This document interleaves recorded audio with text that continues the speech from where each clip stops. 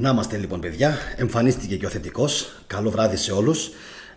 Στο σημερινό μας βίντεο πραγματικά έχω πάρα πολύ άγχος και είμαι πολύ εντυπωσιασμένος, διότι πρόκειται, πιστεύω, για μία από τις μεγαλύτερες ανακαλύψεις αρχαιολογικού ενδιαφέροντος που έγιναν τα τελευταία χρόνια. Και πιο συγκεκριμένα, παιδιά, μιλάμε για την ανακάλυψη του ναού. Έπαιξε λίγο το βίντεο. Για την ανακάλυψη του ναού του Ηρακλή στην Ισπανία, στα Γάδυρα. Είναι η σημερινή, παιδιά, Καντίθ, έτσι έχει επικρατήσει να λέγεται. Θα το δούμε αναλυτικά. Έχουμε σήμερα να πούμε πάρα πολλά πράγματα, πραγματικά πάρα πολλά πράγματα, διότι πρώτον πρόκειται όντως για ένα έβριμα το οποίο είναι πραγματικά εντυπωσιακό, όντως. Λοιπόν, διότι τα προηγούμενα χρόνια σκεφτείτε ότι δεν έχει βρεθεί κάτι παρόμοιο. Προσωπικά το πιο κοντινό που μπορούμε να πούμε είναι λίγο έτσι η αποκάλυψη της Ακρόπολης του Γλά. Είναι η αποκάλυψη του ποιος ήταν νεκρός, νομίζω στην Κύπρο, σε ένα μαυσολείο το οποίο υπήρχε εκεί πέρα. Εννοείται το δασκαλιό, παιδιά, δεν το συζητάμε για το δασκαλιό. Έχω κάνει, για τα πιο πολλά που αναφέρω, έχω κάνει βίντεο. Καθώς επίσης και για τον Τίμβο, ο οποίος κάποιοι λένε πως είναι κουργκάν. Δεν είναι κουργκάν, ούτε είναι σκατάν, όπως θέλουν κάποιοι να μας πείσουν. Ας αφήσουν αυτές τις ασάφειες και τις ηλιθιότητες περί κουργκάν. Πρόκειται στην ουσία για τάφους των μηνύων που βρέθηκαν στην Ουκρανία, στο Λουγκάνσκ, ακριβώς εκεί που γίνεται τώρα, στο Ντονμπάς, ακριβώς εκεί που έχει στρέψει τώρα ο Πούτιν και η ρωσική μηχανή της βλέψης του ξανά μετά από την αποτυχία συσσαγωγικά στο Κίεβο. Λοιπόν, οπότε ας μη μας λένε ό,τι θέλουν. Υπάρχουν πάρα πολλές ανακαλύψεις ακόμα μέχρι σήμερα. Ούτε μπορώ να θεωρήσω τον εαυτό μου ότι είμαι αυθαίρετος και λέω ό,τι θέλω, διότι παρόμοια τεχνοτροπία που υπάρχει στα κουργκάν υπάρχει στην Ελλάδα και δεν είναι άλλα από τα δρακόσπιτα στην Εύβοια και ένα που υπάρχει στον Ημιτό. Αυτά όλα λοιπόν παρουσιάζουν για μένα μια συνέχεια και μια αλληλουχία, οπότε μπορούμε να καταλάβουμε κατευθείαν ποιοι ήταν αυτοί οι οποίοι τα έχτισαν. Να σας πω, παιδιά, επίσης να κάνετε εγγραφή στο κανάλι όσοι θέλετε και όσοι γουστάρετε τόσο το υλικό το οποίο βγάζω όσο και τον χαρακτήρα μου. Θα λέγα είμαι λίγο απρόβλεπτος, αλλά εν πάση περιπτώσει αυτό δεν έχει σταματήσει αρκετό κόσμο να κάνει εγγραφή. Από εκεί και πέρα είναι καθαρά θέμα δικής σας προσωπικής επιλογής. Λοιπόν, όπως πάντα, παιδιά, έχω βάλει μια ψηφοφορία. Ποιος διέταξε τους 12 άθλους του Ηρακλή? Ο Δίας, ο Μίνωας, το μαντίο των αδελφών ή ο βασιλιάς Ευριστέας? Είναι λίγο πονηρή η απάντηση, να ξέρετε. Το κάνω αυτό γενικότερα, με έχετε συνηθίσει. Το κάνω αυτό γενικότερα. Είναι λίγο πονηρή η ερώτηση και θα περιμένω με πάρα πολύ αγωνία να δω τι θα απαντήσετε και αν θα μου γράψετε κάτι σχετικό στην συνομιλία. Να πω, παιδιά, μια καλησπέρα στον Βαλάντι, την Νίκη Βίτχοφ, αρχαία ελληνικά μυστήρια, ο Κώστος Γερόλυμος που δεν χάνει βίντεο, ο Λίνκιτ, γεια σας παιδιά, την αγαπημένη μας την Τζέννη, την Ηλιάνα και τον Γιώργο τον Κουγιουμτζίδη, καθώς επίσης και τον κύριο Αριστίδη Μουρμούρα. Γεια, παιδιά, σε όλους, καθώς και τον Εκατόνταρχο και νομίζω τον Αλέξανδρο Κανακάρη που κάπου τον πήρε το μάτι μου λίγο πιο νωρίς. Λοιπόν, παιδιά, το σημερινό το βίντεο είναι πάρα πολύ σημαντικό για μένα, διότι όπως σας είπα και πριν, πάει την ιστορία μας πάρα πολύ πίσω και πιο συγκεκριμένα πάει την παρουσία των Ελλήνων πάρα πολύ πίσω. Και όταν λέω πίσω, που? Στην Ισπανία πάρα πολύ πίσω. Χρονολογικά μας φτάνει περίπου, κάποιοι λένε στο 1400-1300 π.Χ.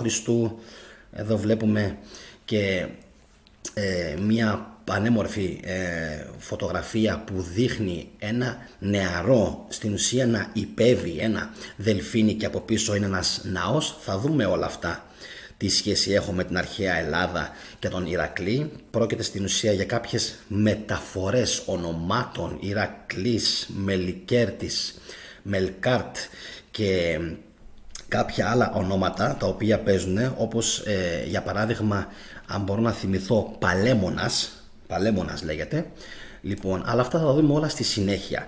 Πάμε να πάρουμε, παιδιά, τα πράγματα από την αρχή και να θυμηθούμε, όπως πολύ καλά θα ξέρετε, ότι ο Ηρακλής έκανε 12 άθλους. Ξεκινάμε από αυτό. Έκανε 12 άθλους. Αυτοί οι άθλοι κάποιοι εικάζουν ότι δεν έλαβαν όλη χώρα μέσα στα στενά όρια της Ελλάδας. Τώρα το πότε έλαβαν χώρα είναι αυτό που σας λέω. Κάποιοι λένε το 1400. Βέβαια, είναι λίγο παράξενο οι Έλληνες να απίκησαν την Ισπανία μόλις το 1000, όταν ξέρουμε ότι ήδη από το 2000 π.Χ. και το 2500 π.Χ. ειδικά οι κριτικοί φίλοι μας άδειαζαν τα ορυχεία του χαλκού στην Αμερική. Άντε πες και το 2000 π.Χ., άντε πες και το 1800 π.Χ. Φαντάζομαι τα γάδυρα ήταν πολύ πιο εύκολος στόχος, μιας και ήταν δίπλα μας. Έτσι. Λοιπόν, πάμε να δούμε λοιπόν τι λέει αυτή η καταπληκτική ανακάλυψη. Μέχρι και άγαλμα του Μεγάλου Αλεξάνδρου υπήρχε. Μπροστά στο άγαλμα αυτό ο Ιούλιος Καίσαρας. Υπάρχει και σχέση με την Κρήτη, με την Κύπρο και την Μέση Ανατολή φυσικά.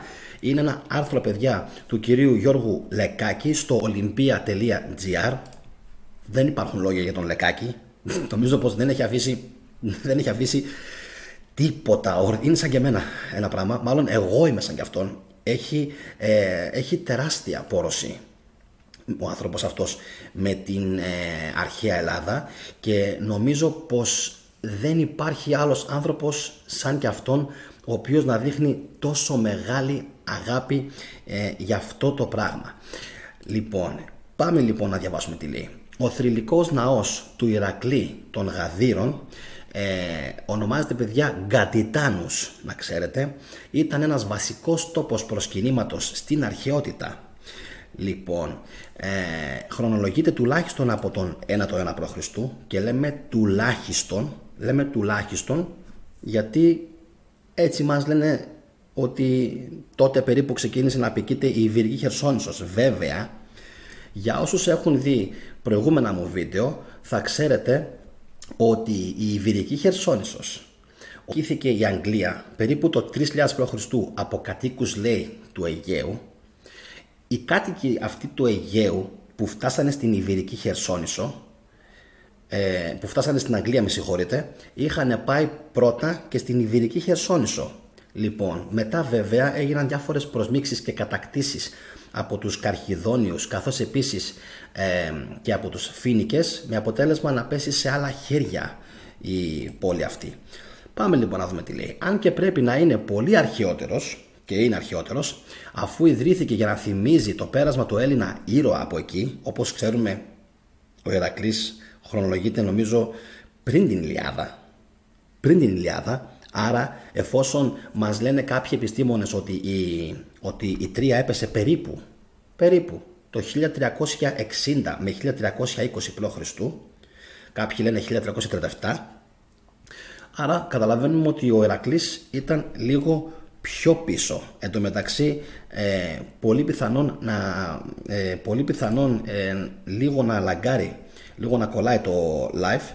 Θα περιμένω να μου το πείτε κι εσείς, διότι υπάρχει ένα ενδεχόμενο να κάνει κάποιες διακοπές, αλλά να ξέρετε δεν οφείλεται σε μένα. Εγώ έχω κάνει όλες τις βασικές ρυθμίσεις σήμερα και ελπίζω η εικόνα να φτάνει σε εσάς και να μεταφέρετε λίγο καλύτερα από τις άλλες φορές.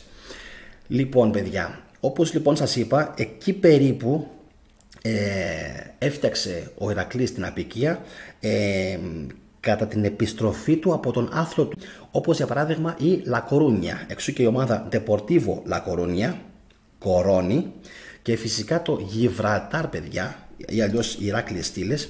Εδώ, παιδιά, να σας πω κάτι που το σκεφτόμουν πριν από λίγο. Αυτό με το Γιβραλτάρ μοιάζει σαν μια λεκτική παραλλαγή του γάδυρα, με αλλαγή στην ουσία του Δέλτα σε Β, και το κάναν μετά Γιβραλτάρ. Πολύ πιθανόν, έτσι. Λοιπόν, όπως καταλαβαίνετε, επίσης η πόλη αυτή, παιδιά, δεν ήταν Μικηναϊκή. Δεν είχε σχέση με τους Μικηναίους. Είναι προ-Μικηναϊκή, λέει ο κύριος Λεκάκης, και συμφωνώ και εγώ μαζί του. Λοιπόν, ιδρύθηκε, λέει, τουλάχιστον τον 14ο αιώνα π.Χ. από τον Θηβαίο Ηρακλή. Έχει σημασία αυτό, από τον Θηβαίο Ηρακλή. Λοιπόν, και γι' αυτό απεικονίζεται και στον θηρεό της πόλης. Πέστε μου κάτι λίγο, πόσοι από εσάς ξέρατε ότι απεικονίζεται αυτή ακριβώς? Εν τω μεταξύ, πόσο τύχασα. Να το δω λίγο. Πολύ τυχερός ήμουνα. Αυτή εδώ, παιδιά, είναι η απεικόνιση. Καταρχάς, θα θέλα λίγο να μικρύνω τον εαυτό μου. Τώρα δεν έχω τόσο νόημα εγώ όσο αυτό που βλέπετε μπροστά σας. Λοιπόν, αυτός, παιδιά, είναι ο θηρεός της πόλης Γάδυρα. Είναι από το Αρχείο Πολιτισμού και το ευχαριστούμε πάρα πολύ. Λοιπόν, Dominator, και τι λέει, Χέρκουλες Fundator, κάτσε λίγο και από εδώ, Gadium. Λοιπόν, αυτός είναι ο θηρεός. Στην ουσία σημαίνει ότι ο ιδρυτής των Γάδυρων ήταν ο Ηρακλής. Το ξέρατε αυτό εσείς? Το ξέρατε, το γνωρίζατε? Και συμβολίζεται όπως χαρακτηριστικά βλέπουμε. Έχει 2 κύονες και τώρα αυτά πρέπει να είναι λιοντάρια, από όσο μπορώ να διακρίνω. 2 λιοντάρια, μπορεί να έχει και συσχετισμό με το λιοντάρι της Νεμαίας, ρόπαλο του Ηρακλέους. Όπως λοιπόν καταλαβαίνετε, εδώ είναι και μια πάρα πολύ ωραία εικαστική απεικόνιση από τα Γάδυρα. Όπως λοιπόν καταλαβαίνετε, δεν έχουμε ιδέα, έχουμε μαύρα μεσάνυχτα. Μαύρα μεσάνυχτα για μια πόλη η οποία, θα δούμε σε λίγο ποια είναι αυτή η πόλη, η οποία τιμάει τον δικό μας Ηρακλή. Γάδυρα στην Ισπανία, εντάξει, τιμάει τον δικό μας Ηρακλή. Μια πόλη που δεν έχουμε την παραμικρή ιδέα. Λοιπόν, να δω λίγο αν υπάρχει βίντεο για την υπόγεια Ελευσίνα και για αρχαίους τόπους που δεν έχουν βγει στο φως και βλέπουν μόνο πουρνάρια, λέει ο κύριος Γερόλυμος. Κώστα μου, περιμένω υλικό, να ξέρετε, παιδιά, να μου στείλετε υλικό για να γίνει αυτό. Λοιπόν, και το συνεχίζω τώρα. Για να συνεχίσουμε να δούμε. Λοιπόν, Χέρκουλες Fundator Gadium Dominatorque. Αυτή ήταν, παιδιά, η φράση. Προφανώς και είναι στα λατινικά και σημαίνει ο Ηρακλής που ίδρυσε το Γάδιο. Θα δούμε σε λίγο τι σημαίνει αυτή η λέξη. Επισήμως, λέει, ιδρύθη 80 χρόνια μετά τον αυτός, λέει εδώ πέρα το Αρχείο του Πολιτισμού. Βέβαια, εγώ είχα μια ένσταση σε αυτό, γιατί λέει μετά από τον Τροικό Πόλεμο. Με βάση την δικιά μου, δηλαδή με βάση το δικό μου τον υπολογισμό, θα πρέπει να έχει γίνει μετά ο Τροικός Πόλεμος από τον Ηρακλή, αλλά ενδεχομένως να κάνω και λάθος. Οπότε, αν είναι έτσι, τότε θα πρέπει να ιδρύθηκε γύρω στο 1250 η πόλη. Εντάξει, άμα είναι περίπου 80 χρόνια μετά. Λοιπόν, η πόλη, λέει, σχετίζεται επίσης, παιδιά, με το Αγκαντήρ, το οποίο βρίσκεται στο Μαρόκο. Και προσέξτε λίγο κάτι. Προσέξτε λίγο κάτι που το είχα διαβάσει πριν από λίγο καιρό. Βλέπετε, Καντίθ. Και μου είχε κάνει τόσο μεγάλη εντύπωση. Για ποιο λόγο λέει τώρα στο Μαρόκο η πόλη Αγκαντήρ? Ωραία, Αγκαντήρ. Αθουκάρ είναι η ζάχαρη. Τι κάνουν αυτοί λοιπόν? Το δικό μας το αλφα στερητικό, αυτοί στην ουσία το κάνουν, όχι, δεν θα λέγα προσθετικό, αλλά το βάζουν για να δημιουργήσουν μία και καλά δική τους λέξη. Στη φωτογραφία φαίνεται η ορθογώνια, ακριβώς στο κέντρο νομίζω, φαίνεται, παιδιά, με ορθογώνιο σχήμα, φαίνεται ο ναός του Ηρακλή. Εντάξει, για όσους δεν ξέρουν πού ακριβώς πέφτει, όπως βλέπετε εμένα, ακριβώς ο ναός υποτίθεται του Ηρακλή, ο οποίος λένε ότι είναι πραγματικά πολύ μεγάλος. Τώρα, για διαστάσεις κάποιοι είπαν 300 επί 130 μέτρα. 300 επί 130 μέτρα. Αυτήν όμως την πληροφορία θα την αναλύσουμε αργότερα, όταν θα μιλήσουμε για τις διαστάσεις και για το τι ακριβώς ανακάλυψαν οι Ισπανοί αρχαιολόγοι. Όπως λοιπόν σας έλεγα, παιδιά, αυτό το κάνουν πάρα πολλές φορές. Δεν ξέρω για ποιο λόγο. Τους λέγανε οι Έλληνες δηλαδή ζάχαρη, και αυτοί λέγανε αθουκάρ. Δεν ξέρω, πραγματικά δηλαδή δεν μπορώ να καταλάβω τον λόγο για τον οποίο συνέβαινε αυτό, αλλά οι Έλληνες όταν τους δίδασκαν να πούν κάτι, δυσκολεύονταν αυτοί οι τοπικοί πληθυσμοί, και όπως και τα Γάδυρα λοιπόν έγιναν Αγκαντήρ και στο Μαρόκο από κάτω, λοιπόν έγιναν και εκεί. Εν τω μεταξύ δεν σας έχω πει σε προηγούμενα βίντεο ο αυτιστικός εγκέφαλος που έχω. Επειδή μεγάλωσα στην Γερμανία και επειδή έχω ένα κόλλημα με τις λέξεις, γενικότερα όταν σκέφτομαι μια λέξη μου έρχονται πολλά στο μυαλό και κολλάει ο εγκεφαλός μου και σκαλώνει, τρώω τρομερά σκαλώματα, όπως και με το όνομα της Κροατίας. Θα το δείτε, έρχεται. Εδώ βλέπετε έναν χάρτη άσχετο, Ερήθια, Γκαντήρ, Κωτεινούσα, Αντίπολης, όλα ελληνικά.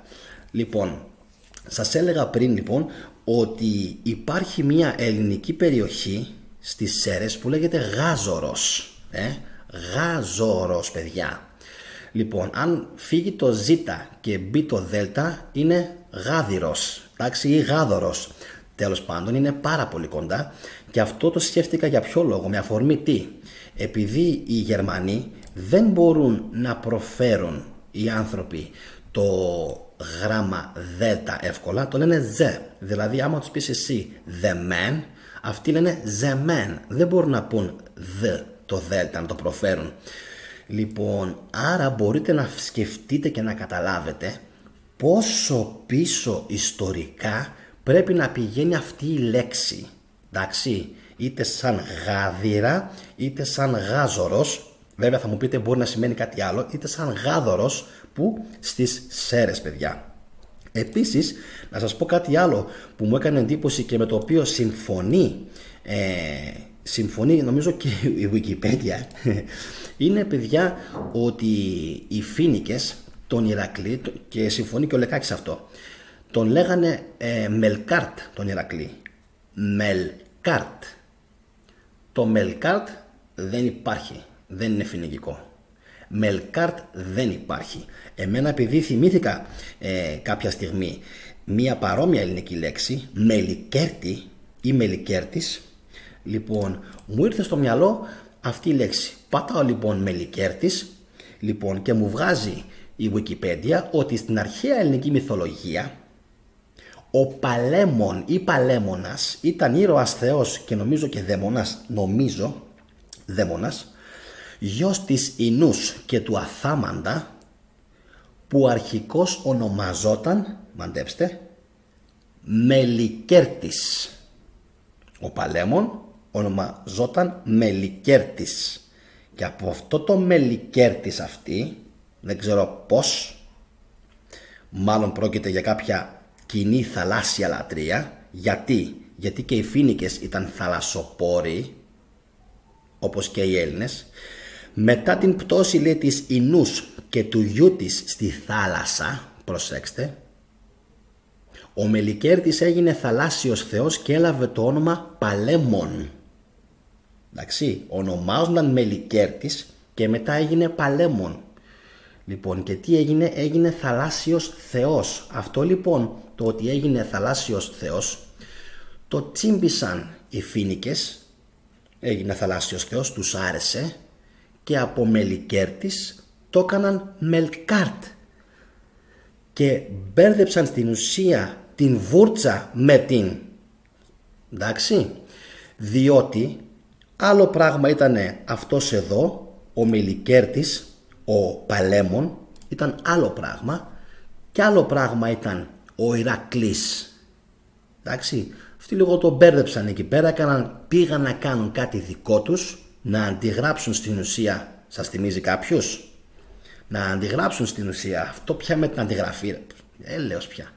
Πόσο πια αντιγραφή, πόσο πια, συγχάθηκε η ψυχή μου δηλαδή, πόσο πια, εντάξει, έχει παραγίνει.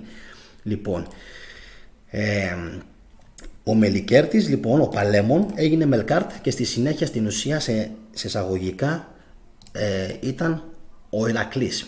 Για να τιμήσει τον Παλέμωνα ο Σύσυφος, ο βασιλιάς της Κορίνθου, αυτό που βλέπατε πριν, καθιέρωσε τους γνωστούς κατά την αρχαιότητα αγώνες Ισθμία και έχτισε ναό του. Σε κορινθιακά νομίσματα ο Παλέμωνας ή αλλιώς Μελικέρτης εμφανίζεται με τη μορφή ενός παιδιού που βρίσκεται πάνω σε ένα δελφίνι. Αργότερα, λέει, οι Ρωμαίοι ταύτισαν τον Παλέμωνα με τον θεό Πόρτουνους και τον λάτρευαν ως προστάτη των ναυτικών.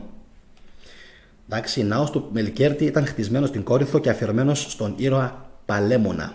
Ήταν θολωτός ναός κορινθιακού τύπου, με στερεοβάτη και επιστήλια, μονόπτερη με συγχωρείτε, στο Α λέει και Γίσο. Ομοίαζε με το μνημείο του Λυσικράτους στην Αθήνα και μνημονεύεται από τον Παυσανία. Λοιπόν, είναι η εικόνα, παιδιά, που σας έδειχνα πριν από λίγο. Είναι αυτή εδώ η εικόνα. Με συγχωρείτε, είναι αυτή εδώ η εικόνα. Εντάξει. Αυτή είναι η εικόνα, η οποία είναι αφιερωμένη στον Μελικέρτη. Μελκάρτ, ο οποίος έγινε αργότερα, όπως είδαμε από τους Φοίνικες, σε εισαγωγικά, ο δικός τους πλέον Ηρακλής. Εντάξει. Να βάλω λίγο μια άνω τελεία, να δω αν υπάρχουν κάποια σχόλια. Αν ήσουν αξίρτος, λέει, του μοιάζεις. Λοιπόν, να μην ξεχνάτε, λέει, άσχετο αυτό είναι, έχει να κάνει με τον Ρωσικό τον πόλεμο. Λοιπόν, και ακόμα πολλά δεν ξέρουμε, αφού μας είχαν χειραγωγήσει και μας τα έμαθαν όλα λάθος, λέει ο Γιώργος. Λοιπόν, ο εκατόνταρχος με παραφράζει και λέει την βούρτσα με το βούρτσισμα, κατάλαβες εσύ. Λοιπόν, ο Βαλάντης λέει Εσπάνια είναι η χώρα του Πάνα, υπάρχει και αυτή η εκδοχή και νομίζω ότι αυτό το τιμούσε ο Ηρακλής, Ισπάνα δηλαδή. Θα μπορούσε, παιδιά, να υπάρχει και αυτή, θα μπορούσε, Βαλάντη, να υπάρχει και αυτή η εκδοχή, την έχω διαβάσει αρκετές φορές από κάποιους. Βέβαια δεν μπορώ να είμαι σίγουρος, σε κάθε περίπτωση όμως θα κάνουμε σε μελλοντικό βίντεο την σχετική ανάλυση όπως πάντα. Λοιπόν, προχωράω, παιδιά, με την ανάλυση την οποία κάνει ο Λεκάκης και μας λέει, λοιπόν, παιδιά, για τα γάδυρα. Ποιος ήταν τελικά αυτός ο άνθρωπος? Σύμφωνα με την αφήγηση του Πλάτωνα για την Ατλαντίδα, αυτά είναι που μου αρέσουν. Αυτά είναι που μου αρέσουν και τρελαίνομαι, φορτώνω. Λοιπόν, ακούστε το. Σύμφωνα με την αφήγηση του Πλάτωνος για την Ατλαντίδα, το όνομα της πόλεως προήλθε από τον βασιλιά των Ατλάντων, Γάδυρο, ο οποίος ήταν ηγεμόνης, γιος του Ποσειδώνα και αδερφός του Άτλαντα. Αυτό πραγματικά μου είχε ξεφύγει. Δεν το ήξερα, να μην πω ψέματα. Ο εκεί ναός, λέει, του Ηρακλέους είχε σχέση με το ιερό που ανακαλύφθηκε στον Κομό, είναι η σημερινή Κόμο νομίζω, της νότιας Κρήτης, και αυτό του ναού στο Κίτιον της Κύπρου. Τα γάδυρα, τα οποία μετονομάστηκαν σε Γκάντιρ, στη νότια ακτή της Ισπανίας, ήταν ακόμα και κατά την Ρωμαϊκή περίοδο ένα από τα σημαντικότερα ιερά στις δυτικές επαρχίες της Ρώμης. Ο ναός ήταν, λέει, ο θησαυρός του Γκάντιρ. Με την επικράτηση όμως, μαντέψτε ποιον, των Σιμιτοφινίκων, τα γάδυρα έγιναν Γκάντιρ. Βέβαια, αν σας θυμίζει αυτό κάτι, μας θυμίζει φυσικά τις διάφορες παραλλαγές που κάνανε οι Τούρκοι σε όλα τα ονόματα της Ελλάδας. Τραπεζούντα, Τράμπζον, Σαμψούντα, Σάμψον. Καπαδοκία, δεν μπορούσα να κάνω κάτι, Καπαδόκια. Σμύρνη, Ισμύρ. Στην πόλη Κωνσταντινούπολη, Ιστάμπουλ. Πόσες είναι ατελείωτες, παιδιά. Τώρα δηλαδή έχει θολώσει το μυαλό μου και δεν μπορώ να τα θυμηθώ. Λοιπόν, Αδριανούπολης έγινε Εντύρνε από τον Άντριαν, Χάντριαν. Εντάξει, ο Αδριανός δηλαδή. Η Αδριανούπολης έγινε Εντύρνε. Όλες οι πόλεις, παιδιά, όλες οι πόλεις της κεντρικής, της παραλιακής, της βόρειας και της νότιας Τουρκίας είχαν αρχαία ελληνικά ονόματα και τα έχουν αλλάξει. Το ίδιο ακριβώς έκαναν και οι Σιμιτοφίνικες. Ο Ηρακλής, όπως σας είπα, έγινε Μελκάρτ από τον Μελικέρτη. Δηλαδή, τώρα εδώ δεν ξέρω τι έγινε, δηλαδή δεν τους άρεσε μάλλον το Ηρακλής. Τώρα δεν τους άρεσε, δεν τους συνέδεε πολύ, εκτός και αν τον λάτρευαν. Δεν τους συνέδεε τόσο πολύ. Σε κάθε περίπτωση δεν έμεινε ακόμα δηλαδή μπορεί να τον μπέρδεψαν στην ουσία. Λοιπόν, και φανταστείτε πως πρόκειται για τη σημαντικότερη πόλη στην Ιβηρική Χερσόνησο. Εντάξει. Αργότερα την πήραν, λέει, οι Καρχιδόνοι, οι Ρωμαίοι και οι Τύριοι. Σύμφωνα, λέει, με την κλασική ελληνική και λατινική γραμματεία, από τον ναό αυτό πέρασαν ο Καίσαρας, ο Ανίβας, θυμάστε ο Ανίβας με τους ελέφαντες, ο Καρχιδόνιος κατακτητής, και ο Σκυπίων ο Αφρικανός. Ο Ιούλιος Καίσαρας λέγεται πως έκλαψε μπροστά σε μια παράσταση ή άγαλμα, λένε κάποιοι, που απεικόνιζε τον Μέγα Αλέξανδρο. Ο δε Ανίβας, πήγε να ευχαριστήσει για την επιτυχία της στρατιωτικής του εκστρατείας 1,5 αιώνα νωρίτερα, δηλαδή γύρω στο, δεν ξέρω τώρα χρονολογικά πότε πέφτει, πάντως πρέπει να είναι πριν από τον Ιούλιο Καίσαρα. Όπως λοιπόν καταλαβαίνετε, εμένα προσωπικά αυτό μου κάνει πολύ μεγάλη εντύπωση, ότι ο Ανίβας πήγε να αφιερώσει, να ευχαριστήσει λοιπόν τον Μελκάρτ Ηρακλή. Εντάξει, προσωπικά με εντυπωσιάζει. Λοιπόν, χιλιάδες χρόνια, λέει, η τοποθεσία παρέμενε μυστήριο. Η έβρεση του ναού σαν ιερό δισκοπότηρο, το διάβασα αυτό σε πάρα πολλές σελίδες, για τους Ισπανούς ιστορικούς και αρχαιολόγους που τον αναζητούσαν αιώνες, όπως και την Ατλαντίδα. Εν τω μεταξύ, για την Ατλαντίδα, μία παρένθεση, κρατήστε το αυτό για την Ατλαντίδα, γιατί έχει ψωμάκι στη συνέχεια. Εντάξει. Λοιπόν, πάμε να δούμε.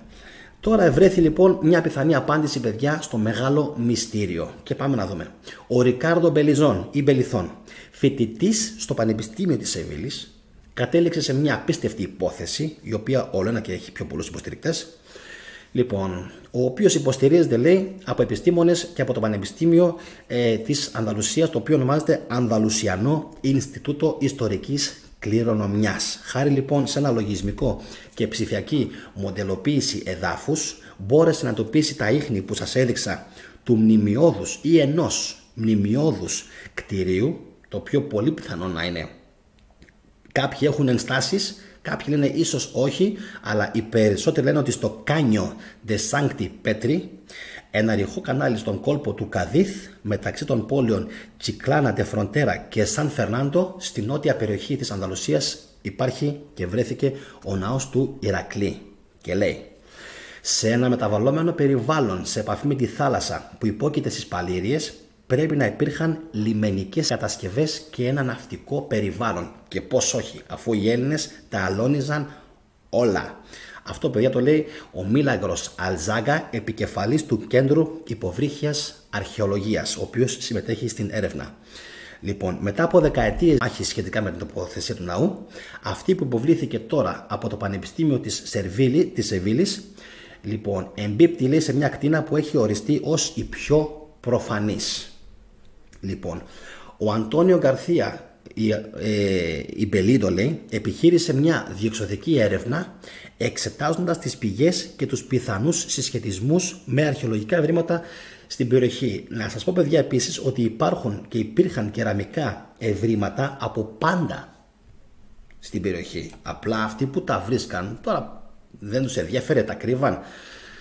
Οι ψαράδες εκεί πέρα στην περιοχή βγάζανε συνεχώς πράγματα. Απλά πόσο εύκολο μπορεί να είναι να τα πάνε να τα παραδώσουν τώρα. Εντάξει. Λοιπόν, το έργο, λέει, περιορίστηκε από το αρχαιολογικό υλικό που είχε στη διάθεση του το 1963 ο Αντώνιο Γκαρσία Ιμπελίδο και κατέληξε, λέει, στο συμπέρασμα ότι ο ναός, προσέξτε τώρα, εδώ τώρα μπαίνουμε λίγο σε άλλα νερά, παράξενα νερά, κρατηθείτε, ο ναός πρέπει να έμοιαζε πολύ με αυτόν που έχτισε ο Σολομώντας στην Ιερουσαλήμ. Άντε πάλι. Άντε πάλι. Λοιπόν, δεν ξέρω αν έμοιαζε, αν είχε πολιτιστική συνέχεια, συνάφεια, αν, τι. Πάντως αυτό το υποστηρίζει απλά ένας ακόμα επιστήμονας. Εντάξει, και να σας πω ότι έχουν βρεθεί και γλυπτά και διάφορα αγαλματίδια και μαρμάρινα και χάλκινα γλυπτά. Έχει βρεθεί πολύ πράγμα εκεί πέρα, εντάξει. Λοιπόν, απλά όπως καταλαβαίνετε, τις πιο πολλές φορές κάποια μπορεί να τα παρέδιδαν στα μουσεία και κάποια άλλα μπορεί να τα εξαφάνιζαν. Πάμε να δούμε λίγο αν υπάρχουν κάποια σχετικά σχόλια. Ο Κανακάρης λέει: κάποιος μας θυμίζει αυτή η αντιγραφή. Να σε καλά, Γιάννη, για τις πληροφορίες που μας δίνεις. Να σε καλά και εσύ, Αλέξανδρε. Μόνο να αντιγράφουν ξέρουν. Λοιπόν, ο Γρηγόρης μιλάει εκ μέρους μου και δίνει πόνο. Αν σας αρέσουν τα θέματα, λέει: κάντε εγγραφή και χτυπήστε το καμπανάκι. Γρηγόρη, να σου πω την αλήθεια για την αμαρτία μου και τον πόνο μου. Εμένα πιο πολύ με πονάει που ο κόσμος δεν κάθεται να τα δει αυτά. Δηλαδή σκεφτείτε ότι σε ένα τόσο σημαντικό, για μένα τουλάχιστον έτσι, για άλλους μπορεί όχι, σε ένα τόσο σημαντικό βίντεο η ψήφη είναι μόλις 66. Σκεφτείτε ότι είμαστε 4.700 άτομα, κοντεύουμε 4.800. Με πονάει εμένα σαν δημιουργό και δεν με πονάει επειδή κερδίζω λεφτά. Το έχω πει χιλιάδες φορές ότι στα live εγώ όταν κάνω τα live δεν κερδίζω χρήματα. Λοιπόν, αν πετούσα ένα βίντεο 5 λεπτό θα βγάζα πιο πολλά χρήματα. Το ξέρω αυτό, έτσι. Λοιπόν, στο live 0. Με πονάει που δεν μπαίνουν να το δούνε, ρε φίλε. Με πονάει. Γιατί τους λέω, χτυπήστε και το ρημάδι το κουδουνάκι και το χτυπάνε 100, 200, 300, 400, 500. Άλλος μπορεί να βγει, άλλος μπορεί να κάνει, άλλος μπορεί να ράνει. Αλλά εμένα με πονάει σαν δημιουργό ότι είναι Σάββατο βράδυ, είμαστε 4.800 και θα το δουν το βίντεο 100 με 200 άτομα. Οι υπόλοιποι παιδιά που το βλέπουν, να ξέρετε, είναι εκτός του καναλιού. Και εμένα με στεναχωρεί. Όχι ότι μου δημιουργεί και άλλα συναισθήματα, αλλά με στεναχωρεί και με θλίβει γιατί ο κόσμος δεν έχει αυτή την δίψα όπως έχω εγώ να μπει, να μάθει, να ενημερωθεί και να ξέρει παραπάνω για την ιστορία του. Γιατί όταν ξέρεις παραπάνω για την ιστορία σου μπορείς να το τρίψεις πολύ εύκολα στη μούρη πολλών ανθρώπων που μπορεί στο δρόμο ή στο σχολείο ή έξω ή οπουδήποτε ή να σε προσβάλλουν, με συγχωρείτε, να σου πούν τα δικά τους, να σου επιτεθούν σε εισαγωγικά με δικά τους ψευτοεπιχειρήματα και ούτω καθεξής. Έτσι, εμένα προσωπικά Γρηγόρη, Γερόλυμε, όλα αυτά πραγματικά με στεναχωρούν. Από εκεί και πέρα, εντάξει, σας είπα ότι ο καθένας είναι αυτό που λέει ο Γρηγόρη. Πάντα οι λίγοι κάνουν τη διαφορά, Γιάννη. Ναι, αλλά όταν υπάρχει καλό, θέλω να πιστεύω ότι υπάρχει καλό υλικό, έτσι. Αν δεν υπάρχει καλό υλικό, να πάω να πνιγώ. Λοιπόν, αλλά όταν πιστεύω ότι αυτό που κάνω είναι καλό και ποιοτικό, ναι, θέλω να το παρακολουθήσει παραπάνω ο κόσμος. Εντάξει, πιο πολύ για να βγαίνει η αλήθεια έξω. Linkit, παρατηρώ μέχρι και στο σχολείο ότι ο κόσμος όλος είναι τόσο κοιμισμένος και με καίνε τα σωθικά μου, λέει ο Linkit. Και καταρχάς, παιδιά, βλέπετε τη γράφει, έτσι, ότι το παρατηρεί στο σχολείο. Αν το λέει ότι το παρατηρεί στο σχολείο, ο άνθρωπος αποκλείεται να είναι πάνω από 25 χρονών, εκτός αν είναι καθηγητής. Εκτός. Λοιπόν, Linkit, για σένα μιλάω. Και να είσαι καλά. Ο Βαλάντης λέει: ο κόσμος δυστυχώς δεν γνωρίζει το πιο απλό. Τι σημαίνει να είσαι Έλληνας. Απέναντίας τον ενδιαφέρει πώς θα πιει το καφεδάκι του. Κρίμα. Τα κεραμίδια στα βουνά είναι διαφορετικά, αλλά φαρδίτερα, άλλα ασθενότερα. Και αυτό γιατί οι γυναίκες για καλούπι είχαν τους μυρούς και πάνω στους μυρούς τα έπλαθαν τα κεραμίδια, λέει ο Κωνσταντίνος. Λοιπόν, πολύ ωραία πληροφορία. Λοιπόν, να δω λίγο αν υπάρχει πιο πάνω κάτι. Όχι. 14 χρονών. 14 χρονών. Παιδιά, δεν ξέρω αν το διαβάσατε. Ο Linkit είναι 14 χρονών. Τώρα τι να πω. Ότι με βλέπουν από την Κίνα. Ο Βουνιόζος με βλέπει από την Κίνα. Ένας άλλος φίλος με βλέπει από το Σικάγο. Ο Μουράτ με βλέπει από την Γερμανία, κατάγεται από το Ερζουρούμ. Λοιπόν, Μάντσεστερ. Έχω έναν ο οποίος είναι από το Κονγκό. Με βλέπει από το Κονγκό. Ο Σοκράτης ο Κάτσι με βλέπει, είναι βορειοπυριώτης, με βλέπει από το Λονδίνο. Με βλέπουν από Κροατία, με βλέπουν από Λιθουανία. Και εδώ οι δικοί μας είναι στον κόσμο τους, χάνουν απίστευτα γεγονότα, απίστευτες πληροφορίες. Και σε λίγο κλείνω την παρένθεση, μην αγχώνεστε. Λοιπόν, και ο Linkit που με βλέπει είναι 14 χρονών. Ντροπή σε κάποιους. Και μπράβο στον Linkit, παιδιά. Εγώ σας είπα, ο λόγος που μου αρέσει, εγώ τώρα π.χ. δεν θα ήξερα ότι ο Linkit είναι 14 χρονών. Αν έβγαινα για να πάρω τα φράγκα και έλεγα βρέθηκε ναός του Ηρακλή στην πόλη τάδε και τελείωνα. Θα το έλεγα μέσα σε 4 με 6 λεπτά. Μπαμ! Θα πληρωνόμουν κιόλας, μια χαρά, και θα έλεγα άσε τους. Ποιος τους? Άστους. Θα μπορούσα πάρα πολύ άνετα να το κάνω. Πάρα πολύ άνετα. Αλλά ποιος είναι ο λόγος που το κάνω? Αυτός εδώ. Με βλέπει ένα 14χρονο παιδί. Δηλαδή, εγώ τώρα μόνο που το σκέφτομαι βουρκώνω. Και λέω, είναι δυνατόν? Στην ηλικία σου, αγόρι μου, υπάρχουν παιδάκια τα οποία είναι όντως καθυστερημένα αυτή τη στιγμή. Καθυστερημένα, όχι επειδή είναι, επειδή και τα κάνει η κοινωνία και τα κάνουν οι γονείς τους και αυτά θέλουν να είναι καθυστερημένα. Υπάρχουν και αυτά, να ξέρεις.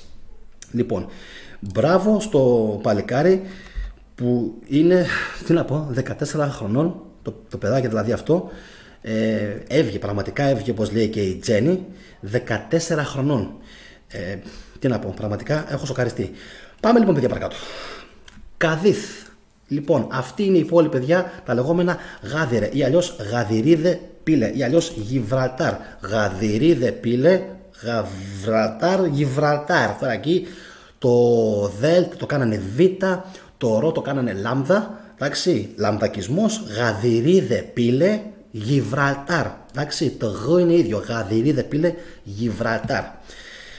Λοιπόν, πού βρίσκεται? 30 χιλιόμετρα, λέει, από νότια των εκβολών του ποταμού Γουαδαλκιβίρ. Δεν θα σας κουράσω πάρα πολύ. 115.000 ψυχούλες, κάποιοι λένε και 136.000, αλλιευτική δραστηριότητα. Πάμε να δούμε όμως τώρα τι σημαίνει. Τι σημαίνει γάδιρα, τι σημαίνει γάζορος? Γιατί είμαι 100% σίγουρος ότι το αυτιστικό μου το μυαλό, το καθυστερημένο το μυαλό μου έχει δίκιο. Ότι τα γάδιρα είναι το ίδιο με το γάζορος. Είμαι σίγουρος γι' αυτό. Είμαι πάρα πολύ σίγουρος. Ότι πρόκειται για πανάρχια τοπονύμια. Αν κάνω λάθος και κάποιος ξέρει πιο καλά τιμολογία, λοιπόν, να με διορθώσει. Λοιπόν, γάδιρα, παιδιά, και εδώ τώρα θα ήθελα την βοήθεια του Nobody, ο οποίος δεν μπήκε σήμερα στο βίντεο. Νομίζω πως δεν μπήκε, δεν έχω δει να μας χαιρετάει. Τι σημαίνει γάδιρα? Το σκεφτόμουν πριν από λίγο. Γα, φυσικά, παιδιά, είναι η γη, έτσι. Γα είναι η γη. Το δίρα, το δεύτερο συνθετικό, υπάρχει μια λέξη η οποία είναι η λέξη δειρός με ήτα και όμικρον και σημαίνει τι? Λαιμός. Άρα, τι σημαίνει στην ουσία γάδιρα? Ο λαιμός της γης. Και γιατί λέγεται ο λαιμός της γης? Γι' αυτόν ακριβώς το λόγο. Αν παρατηρήσετε δηλαδή και την γεωγραφία της περιοχής, θα δείτε ότι είναι σαν ένας λαιμός η περιοχή. Στα φοινικικά, γκαντήρ σημαίνει οχυρό ή τείχος στα φοινικικά. Και παρουσιάζει λέξεις με τη λέξη αγκαντήρ, εννοείται, αφού είναι η ίδια λέξη, η οποία απαντάται στην Βόρεια Αφρική, που στο Μαρόκο. Λοιπόν, παλαιότερα λεγόταν γκάντες. Όλα αυτά, παιδιά, είναι παραλλαγές της ίδιας λέξης, έτσι, γάδιρα. Είναι γκάντες, καντίς στα αραβικά και σήμερα λέγεται καντίθ. Πηγές αναφέρουν το νησί, παιδιά, ως Κωτινούσα. Σας είχα δείξει πριν μια φωτογραφία. Αν μπορώ να την ξαναβρω λίγο. Sorry. Θα πάω λίγο μπροστά. Sorry. Συγχωρέστε με. Νάτι. Λοιπόν, για να μικρύνω λίγο τον Τζόνι. Λοιπόν, καταρχάς, βλέπετε εκεί πέρα που γράφει Templo de Astarte. Υπήρχε και ναός της Αστάρτης. Φοινικική θεότητα η Αστάρτη. Έχουμε να πούμε στο μέλλον πολλά για την Αστάρτη. Λίγο πιο δίπλα από την Αστάρτη υπάρχει Ερήθια, ελληνική λέξη. Τα γάδιρα. Λοιπόν, κάτω τι γράφει, παιδιά, με μεγάλα γράμματα? Κωτινούσα. Ίσλα de San Pedro, νησί του Αγίου Πέτρου. Κοιτάξτε λίγο τέρμα κάτω δεξιά τι γράφει? Templo de Melkart. Το βλέπετε? Τέρμα κάτω δεξιά. Templo de Melkart. Ναός του Melkart, του Ηρακλή δηλαδή. Πάντε λίγο και απέναντι ακριβώς να δείτε τι υπάρχει και για πώς θα λεγότανε? Παξί, αντιπαξί. Αντίπολης. Αρκτική, Ανδαρκτική. Λοιπόν, Αντίπολης σε παρένθεση Isla de León, νησί των Λεόντων, νησί του Λέοντος, όπου Λέοντας, εντάξει, μόνο με τον Λέοντα της Νεμαίας, βέβαια η Νεμαία καμία σχέση, λοιπόν, αλλά θα μπορούσε να το είχαν ονομάσει έτσι, χαριστικά, μόνο και μόνο λόγω του Ηρακλή, παιδιά, εντάξει, γιατί θυμάστε όλοι τον άθλο που είχε κάνει. Λοιπόν, Κωτεινούσα, λοιπόν, σύμφωνα με την ελληνική μυθολογία η πόλη συνδέεται με τον Ηρακλή, αυτό το ξέρουμε πλέον σίγουρα, λοιπόν, και την απαγωγή, ο οποίος έφτασε, λέει, εκεί για την ολοκλήρωση του 10ου άθλου με την απαγωγή των βοδιών του Γυριώνη. Τύμβος που ανακαλύφθηκε, λέει, στα τέλη του 3ου αιώνα μετά Χριστόν κοντά στο Κάδιθ, θεωρήθηκε ως η τελευταία κατοικία του Γυριώνη. Τι απέγινε αυτός ο τύμβος, πού πήγε? Μακάρι να υπήρχαν κάποιοι που όλα αυτά να τα σημειώνουν και να ξέρουμε τι μας γίνεται. Υπάρχει τύμβος, τον έχουν ερευνήσει, τον έχουν δει καθόλου αρχαιολόγοι? Λοιπόν, εμένα με ενδιαφέρει ό,τι έχει σχέση με τύμβο, τούμπα, πέφτω κατευθείαν με τα μούτρα πάνω, κατευθείαν. Γιατί ξέρω ότι όπου ανακαλύπτεται στην Ευρώπη ειδικά, πόσο μάλλον σε αυτές εκεί τις χώρες, τύμβος, ξέρω σίγουρα ότι έχει υπογραφεί είτε μικηναϊκή είτε προμικηναϊκή είτε με τους Μηνύες και έχει σχέση με τον ελλαδικό χώρο. Λοιπόν, αυτό που σας είχα πει, παιδιά, πιο πριν, 14ος αιώνας π.Χ. Σύμφωνα όμως, παιδιά, με τον Ρωμαίο ιστορικό Λίβη, υπάρχει και μια άλλη εκδοχή, να ιδρύθηκε, λέει, το 1104 από τους Φοίνικες. Και η πόλη, λέει, φημίζονταν για την παραγωγή του μοβ χρώματος, το οποίο ήταν το κύριο εξαγώγημο προϊόν τους. Το μοβ χρώμα. Αυτό το μοβ χρώμα επίσης, παιδιά, υπάρχει και στην σημαία της πόλης. Επίσης, λέει, ήταν πλούσιο κέντρο και χρυμπαριού και κασίτερου. Μετά ακολουθεί όλη η υπόλοιπη η ιστορία και πάμε, παιδιά, στον ναό. 300 διαστάσεις, 300 επί 150 μέτρα. Λοιπόν, ορθογώνια δομή, η οποία βρίσκεται μεταξύ 5 και 3 μέτρων κάτω από το νερό. Πώς θα την βρίσκαμε αυτήν, πώς θα το βρίσκαμε αυτό το σημείο με συμβατική τεχνολογία? Απορώ. Πώς? Εντάξει, 3 με 5 μέτρα κάτω από το νερό και φαίνεται να ταιριάζει με τις περιγραφές των κλασικών, οι οποίοι περιγράφουν τόσο τη θέση του ναού όσο και τον ορισμό του ως σπουδαίου φοινικικού μνημείου. Φοινικικού θα σας έλεγα, φοινικικού μετά ήταν, διότι πρώτα ήταν ελληνικό. Σύμφωνα με τους κλασικούς, αυτό το συγκρότημα ήταν προσβάσιμο μέσω 2 κοιώνων. Λέει, τώρα το κοιώνων μπορεί να είναι κάποιο λάθος στη μετάφραση, εννοείται, αλλά αυτό μάλλον εννοεί, μέσω 2 κοιώνων, με μία προμετωπίδα που απεικόνιζε, λέει, τα έργα του Ηρακλή, τους άθλους δηλαδή, μέσα στην οποία υπήρχε μία αιώνια φλεγόμενη φλόγα. Λοιπόν, κάνω κάποια λάθη γιατί είναι από μετάφραση, εντάξει, και λίγο με ζορίζει γιατί το translate της Google είναι λίγο ό,τι να είναι. Άρα, λοιπόν, παιδιά, φαντάζεστε 2 κύονες προμετωπίδα πάνω που έδειχνε τους άθλους του Ηρακλή και μέσα υπήρχε μια αιώνια φλεγόμενη φλόγα. Αυτό είναι λίγο ύποπτο. Με την αιώνια φλεγόμενη φλόγα είναι λίγο ύποπτο, γιατί την τεχνογνωσία, λέγεται, για να φτιάχνουν τέτοια πράγματα την είχαν οι Ραβίνοι, οι Εβραίοι, και επί Βυζαντίου ακόμα. Και επί Βυζαντίου. Λοιπόν, χωρίς αυτό να σημαίνει φυσικά ότι δεν το αντέγραψαν αυτό από τους Έλληνες και δεν το οικειοποιήθηκαν, όπως έχουν οικειοποιηθεί σχεδόν οτιδήποτε υπάρχει στον κόσμο, το έχουν οικειοποιηθεί αυτοί οι άτιμοι. Λοιπόν, η ιερή περιοχή, λέει, χωριζόταν από το σημερινό σημείο Μποκερών με ένα κανάλι και ήταν προσβάσιμη, λέει, σε διάφορα φοινικικά και ρωμαϊκά πλοία και έγινε διάσημη για τον μεγάλο αριθμό υποτιθέμενων λειψάνων που φιλοξενούσε από τον αρχαίο κόσμο. Δηλαδή, ήρωες, στρατιώτες, στρατηγοί, βασιλιάδες, ακόμα και πιο παλιά, άνθρωποι οι οποίοι διέπρεψαν στη μάχη, τα λείψανά τους κατέληγαν εκεί, προς τι? προς ολική λατρεία. Υπήρχε δηλαδή ένας βωμός, ένας ναός φυσικά αφιερωμένος στον Ηρακλή, λοιπόν αργότερα στο Μελκάρτ, αλλά εδώ τι είναι, εδώ υπάρχει κάτι που εμένα προσωπικά με τρελαίνει. Υπάρχει συλλογικός σεβασμός σε αυτό το μνημείο. Συλλογικός σεβασμός. Και αυτό λίγο πάλι θα πρέπει λίγο να ταρακουνήσει τις φλέβες σας και τις καροτίδες σας. Όπα, υπάρχει συλλογικός σεβασμός.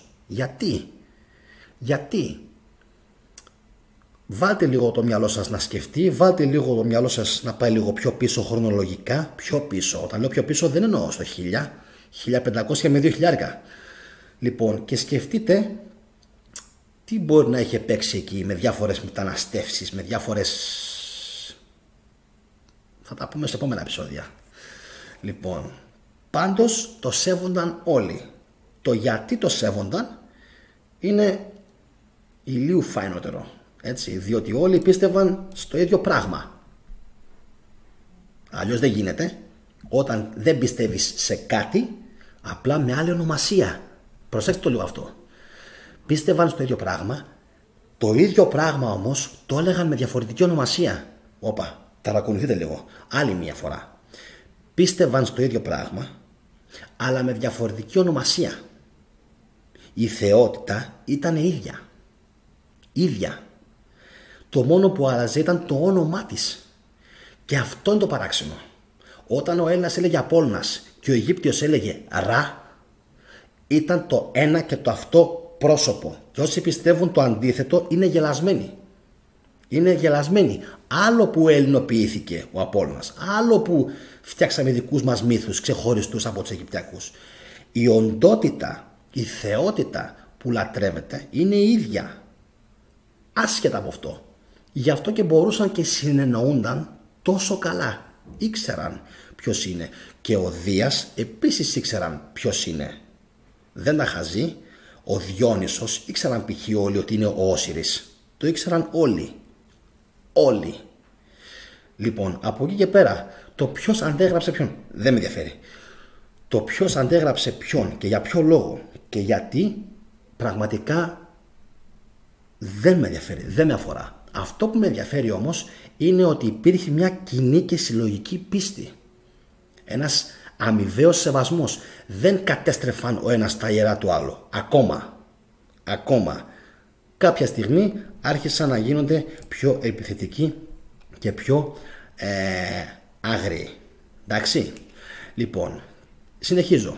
Η ψηφιακή αυτή εργασία, λέει, έρχεται σε αντίθεση με ορισμένες αρχικές έρευνες κατά την άμποτη, όταν κατέστη δυνατό να τεκμηριωθούν ίχνη σημαντικών κεραμικών υπολειμμάτων. Άρα λοιπόν έβρισκαν υπολείμματα, υπήρχαν ευρήματα, αλλά δεν ήξεραν προφανώς να τα ταυτοποιήσουν, δεν ήξεραν να σκεφτούν και να φανταστούν τι μπορεί να είναι αυτό το οποίο βλέπουν μπροστά τους.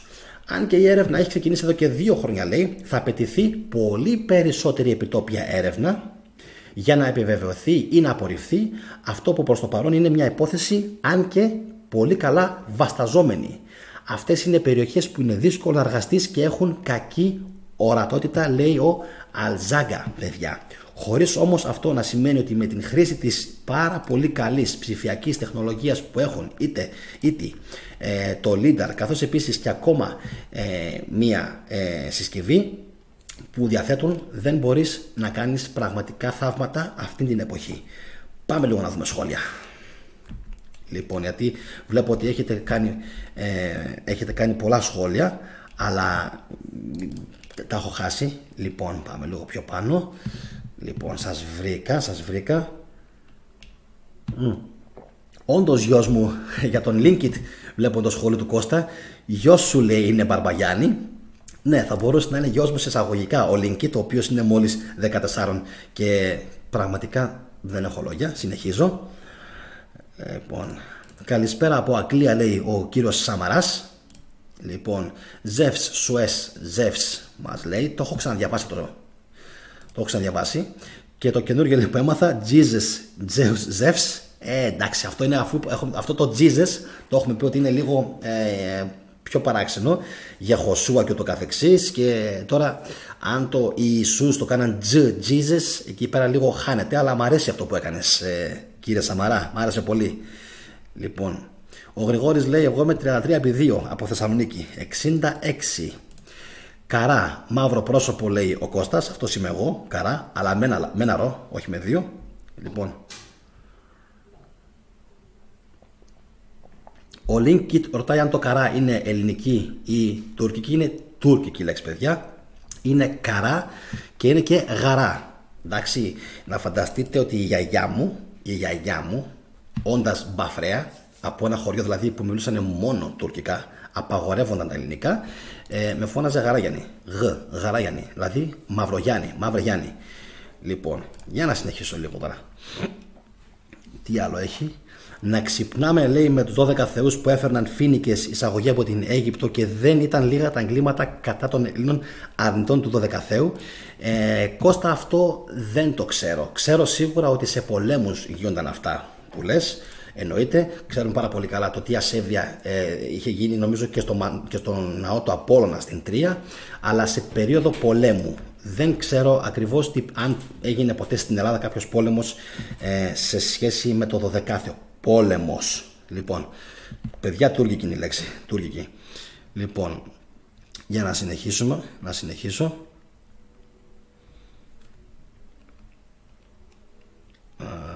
Πού είμαστε, ρε παιδιά? Ο Θεόδωρος Χουσάκος. Σήμαινε το πλοίο που έφτασε ο Ηρακλής που έδωσε το όνομα στην Βαρκελόνη.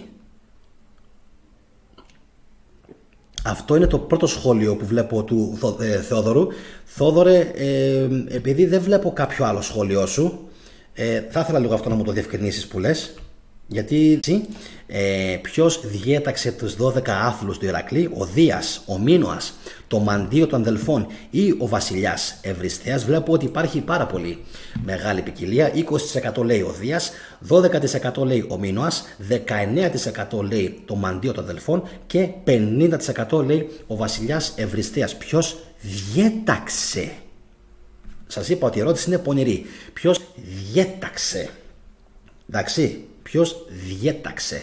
Σας είπα ότι είναι πονηρή ερώτηση για να μαθαίνουμε λίγο να ξεχωρίζουμε και τα ρήματα. Άλλο πράγμα είναι ποιος διέταξε, άλλο πράγμα είναι, λέω εγώ τώρα π.χ. έτσι, ποιος εκτέλεσε, άλλο πράγμα είναι ποιος πρόσταξε. Λοιπόν, θα το δούμε όμως αυτό όσο θα συνεχίζετε το βίντεο. Καλησπέρα και στον Βαγγέλη τον Σαράντη. Γεια σου, φίλε μου Βαγγέλη, και ελπίζω να είσαι καλά. Εγώ είμαι πάρα πολύ καλά, γιατί σήμερα έχουμε ένα πάρα πολύ ωραίο θεματάκι. Λοιπόν, γνωρίζουμε ποιος αντέγραψε ποιον ενημερωτικά, ρωτάω, λέει ο Τσακαλάκης. Καταρχάς, καλησπέρα και Τσακαλάκη. Νομίζω πρώτη φορά σε βλέπω στο κανάλι και καλώς ήλθες. Νομίζω ότι είναι πασιφανές ότι στην συγκεκριμένη περίπτωση για το συγκεκριμένο θέμα ξέρουμε ή υπάρχει υπόνοια ότι αντέγραψαν οι φοίνικες τους Έλληνες. Για το συγκεκριμένο, διότι μιλάμε για τον Ηρακλή τον Θηβαίο. Εντάξει, τον Θηβαίο, αλλά παίζονται πολλά εκεί. Ποιοι απίκησαν την Θήβα, τις Θήβες μάλλον, το πιο σωστό. Είναι πολύ σύνθετο το θέμα. Πάρα πολύ σύνθετο. Εντάξει, πάρα πολύ σύνθετο. Αλλά ξέρουμε ότι η πρώτη ονομασία ήταν ελληνική και στην ουσία αργότερα φοινικικοποιήθηκε. Εντάξει, φοινικοποιήθηκε, να το πω πιο σωστά. Λοιπόν, επόμενη. Αυτό το καλό το σχόλιο που πήρα από τον Κωνσταντίνο, θετικέ, είσαι μεγάλος. Ξέρω για ποιο λόγο το είπες. Ξέρω πολύ καλά για ποιο λόγο το είπες. Λοιπόν, πάμε παρακάτω. Ο Σταύρος ο Κούτελος, δεν ξέρω αν μπήκε τώρα. Γεια σου Σταύρο μου. Το μυθολογικό πάνθεον κάθε πολιτισμού έχει την ίδια κοινή αρχή. Έναν πολιτισμό ανθρωπίδων που είχαν απεριόριστες δυνατότητες και θεωρήθηκαν θεοί από τους υπόλοιπους Homo. Σταύρο, μου αρέσει πάρα πολύ αυτή η εισαγωγή που κάνεις. Πρώτο σου σχόλιο σήμερα. Το θέμα ξέρεις ποιο είναι? Ότι αυτοί οι θεοί που λέμε, παιδιά, θεοί, όντως πρέπει να ήταν πολύ πιο ξεχωριστοί από τους υπόλοιπους. Ξέρετε, για να δημιουργήσουν οι Ινδοί, οι Λεμούριοι και οι Λεμούριοι, οι Άτλαντες, οι Έλληνες, οι Εβραίοι, όλοι οι Ασιάτες, όλοι οι Μεσοποτάμοι, εντάξει, όλοι οι Μεσοποτάμοι, όλοι οι Κινέζοι, όλοι οι Ιάπωνες, όλοι αυτοί οι λαοί, Νότια Αμερική, Κεντρική Αμερική, ο χαμός, όλοι αυτοί για να δημιούργησαν κάτι τόσο, όλοι το ίδιο πράγμα δηλαδή, όλοι το ίδιο πράγμα, όλοι θεούς.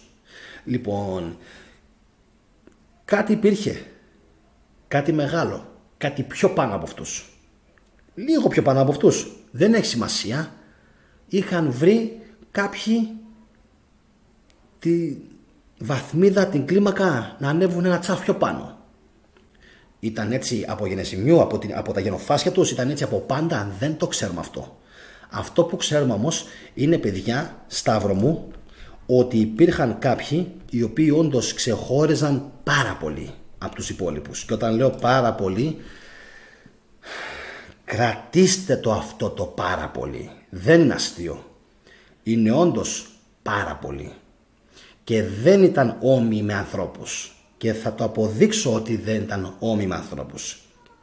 Δεν ήταν όμοιοι με ανθρώπους. Ήταν ελαφρώς διαφορετικοί. Ελαφρώς.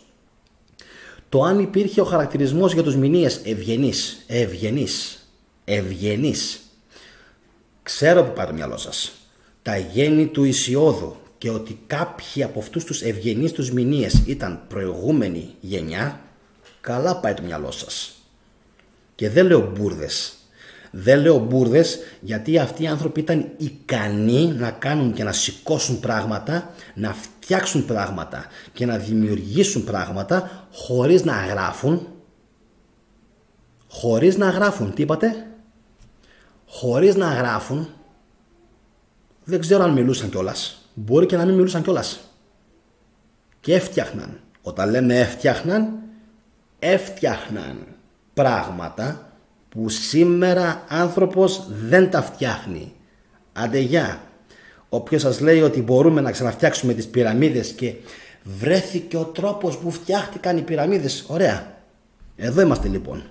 Εδώ είμαστε. 2022, Τέσλα, Πούτιν, Ρωσία, πύραυλοι, Μπέζος, Άμαζον, δορυφόροι. 2022. Βάλτε όλοι οι δισεκατομμυριούχοι από 1 δισεκατομμύριο.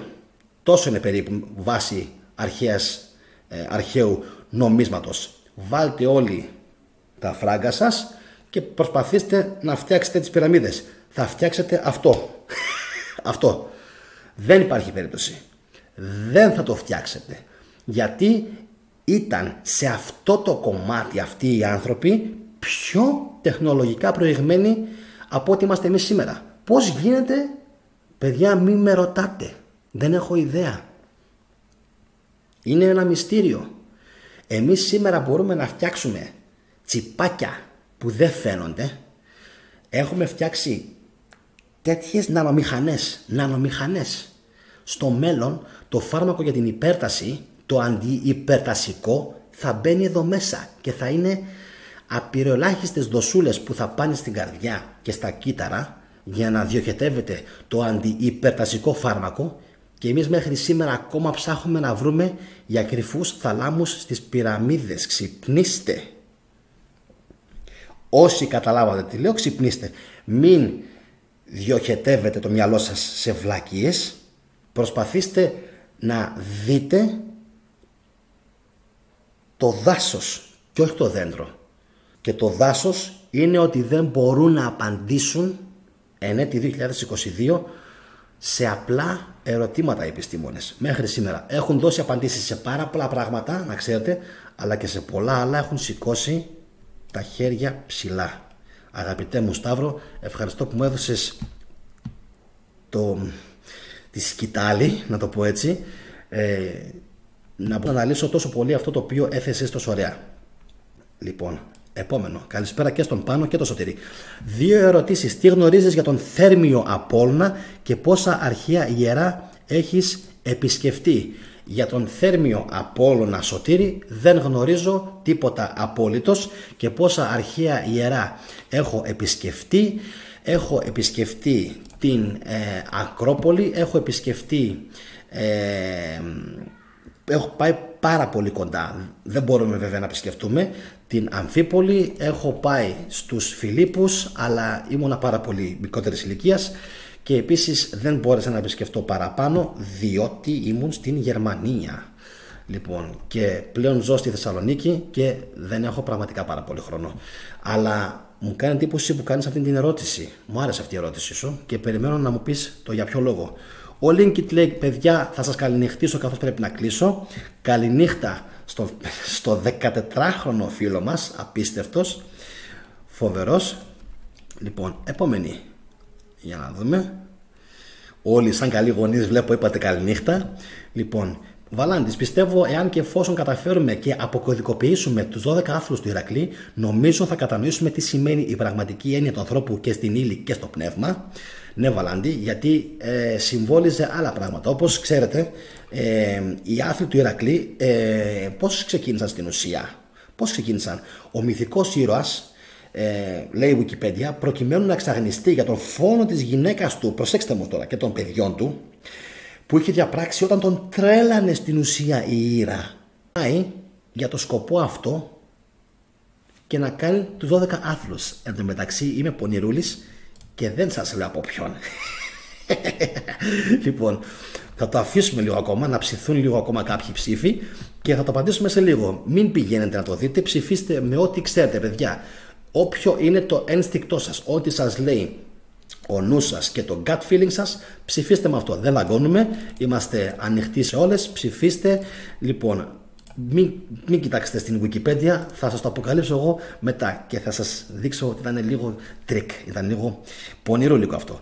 Λοιπόν, οπότε για να απαντήσω σε αυτό που λες, Βαλάντη, οι 12 άθλοι όντως του Ηρακλή μιλάνε για ένα ψυχικό ταξίδι, αλλά κάποιοι λένε επίσης ότι αφορά και την γεωαρχαιολογία,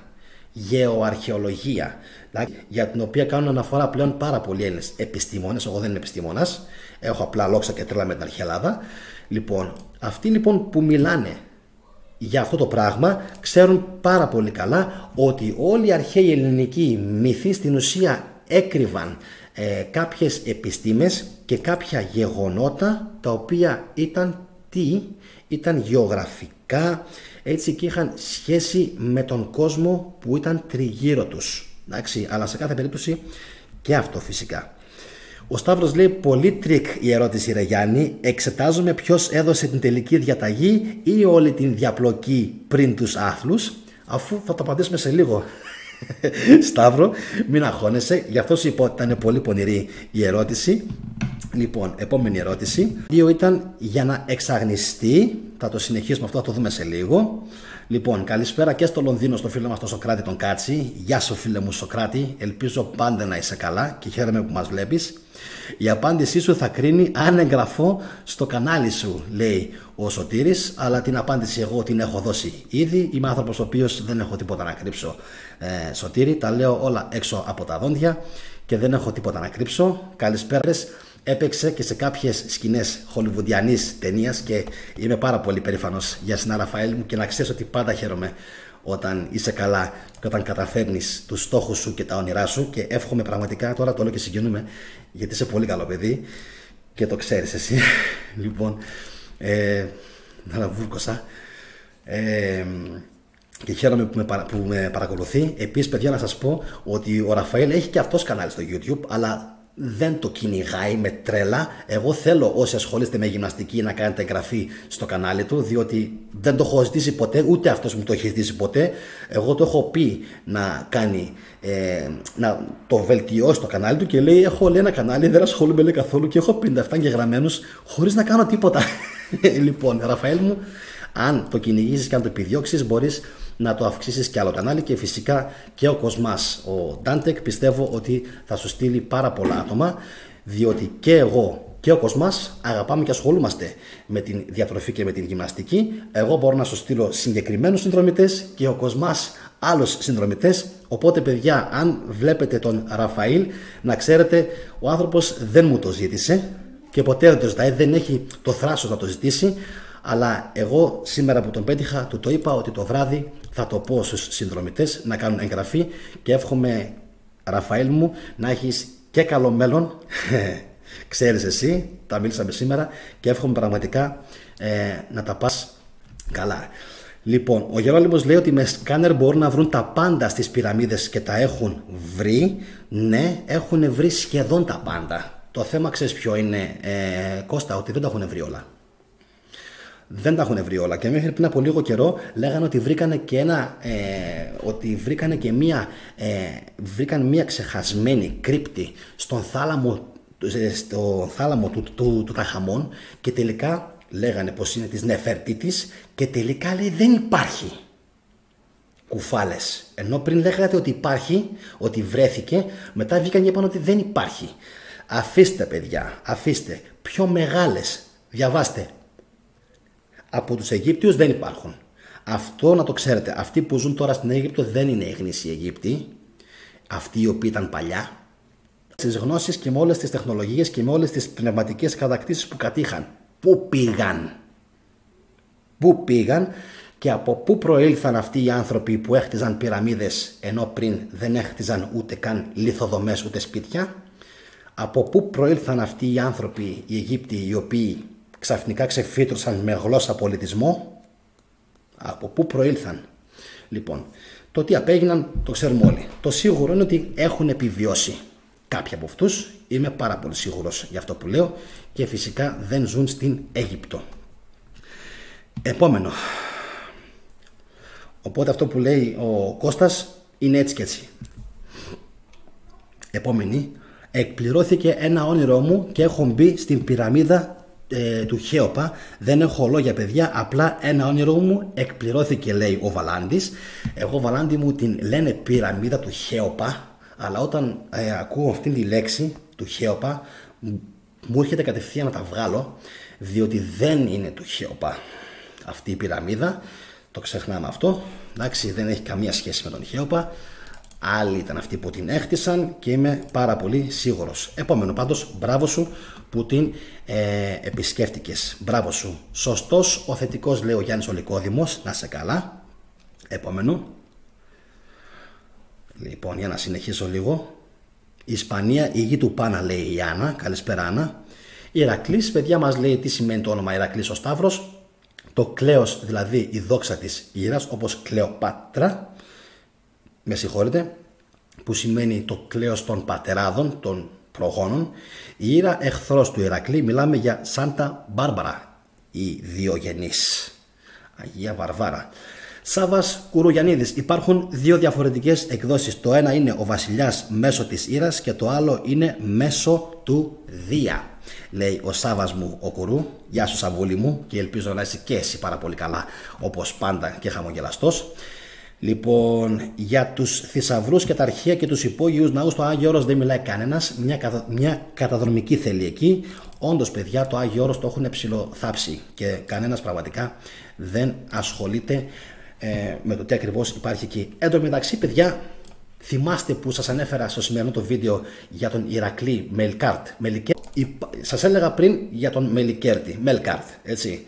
Τίποτα δεν σβήνεται από την μνήμη. Σας έλεγα επίσης για τα γάδυρα που έχει και γάζορο στις Σέρες. Εντάξει, που είναι ακριβώς η ίδια λέξη με παραλλαγή του δέλτα σε ζήτα, όπως κάνουν οι Γερμανοί. Δε. Γιατί το λέμε αυτό? Γιατί πολύ πιθανόν οι δωρεείς που απίκησαν εκείνες τις περιοχές να είχαν και αυτοί ένα θεματάκι με το δέλτα και να το λέγανε ζήτα. Και τα γάδυρα να το ονόμασαν γάζορα. Λοιπόν, Μελκάρτ λοιπόν, Μελικέρτ, δείτε λίγο τι βρήκα πριν από λίγο παιδιά. Εγώ νόμιζα πως αυτό το όνομα δεν υπάρχει πλέον καν. Δείτε όμως τι βρίσκει κάποιος όταν ψάχνει και όταν έχει ψιλοαυτιστικό εγκέφαλο σαν και εμένα. Για δείτε λίγο αυτό. Κοιτάξτε.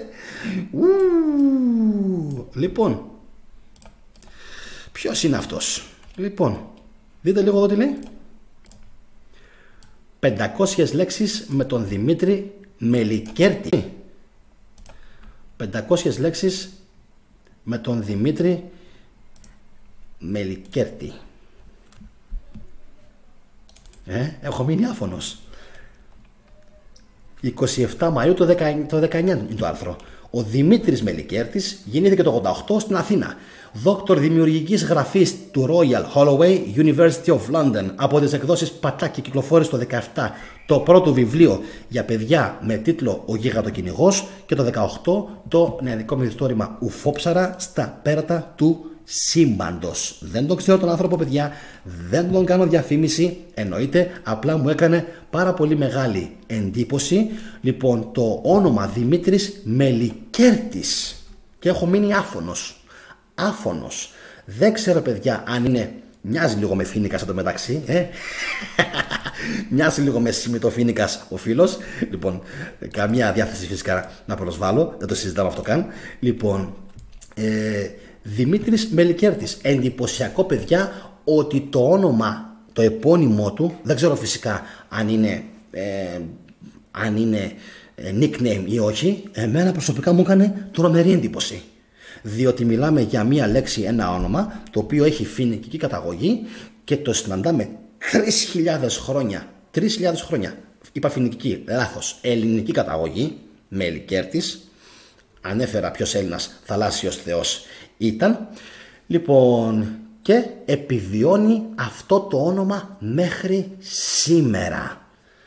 Είναι ένα από τα λίγα πράγματα που ευχαριστώ τον εγκέφαλό μου, που όλη την ημέρα δεν κάνω τίποτα άλλο από το να σκέφτομαι και να αναλύω μέσα στο μυαλό μου και να παίζω με τις λέξεις.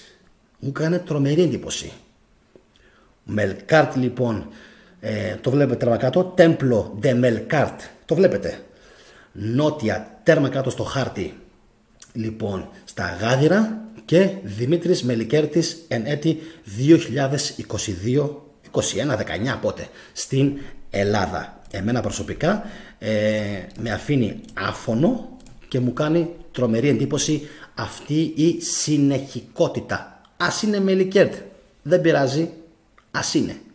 Ακόμα και το Μελικέρτης, εφόσον είναι ελληνικό, εμένα προσωπικά με χαροποιεί.